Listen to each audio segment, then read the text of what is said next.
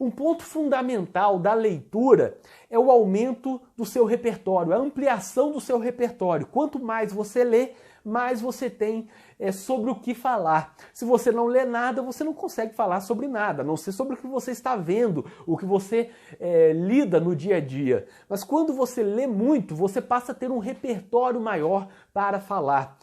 Para conversas com clientes, por exemplo, ou prospectos, ou parceiros, ou colegas, você tem que ter um repertório.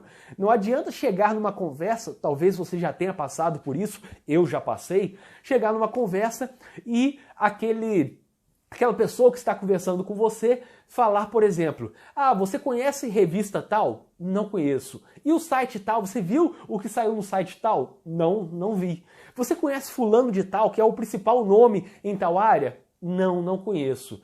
E aí acaba a conversa, porque a outra pessoa tenta introduzir um assunto e você está totalmente alheio a qualquer possibilidade de chegar àquele assunto. Então acabou a conversa, não tem motivo para continuar essa conversa de você conhece tal coisa? Não. Você sabe sobre isso? Não. E aí não tem conversa. Por isso é muito importante aumentar o seu repertório.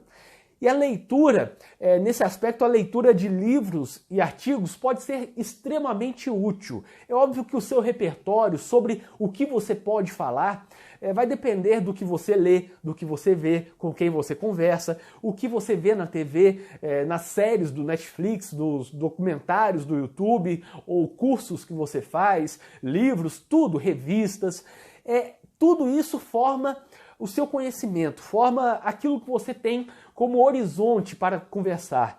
Você não consegue conversar com alguém se você entende só de uma coisa e a outra pessoa entende só de outra coisa. No máximo vai ser uma explicação.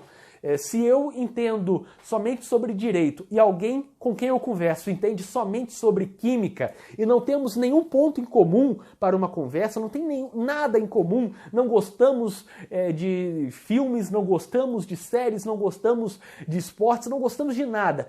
Cada um vive isoladamente, um na química ou na física e outro no direito. Não tem conversa, ou a conversa vai ser uma explicação. Quando eu pedir a orientação, poderia falar mais sobre química, alguma coisa, quem é o principal nome da química, como que é a carreira na química? E aí ele vai começar a falar, mas vai ser uma conversa em que um vai falar, narrar tudo e o outro vai ficar ouvindo.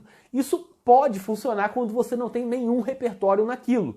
Ou você pode ir atrás de conhecer aquele repertório e mostrar para o seu cliente, para o seu prospecto, para o seu parceiro, que você se importa. E isso é fundamental.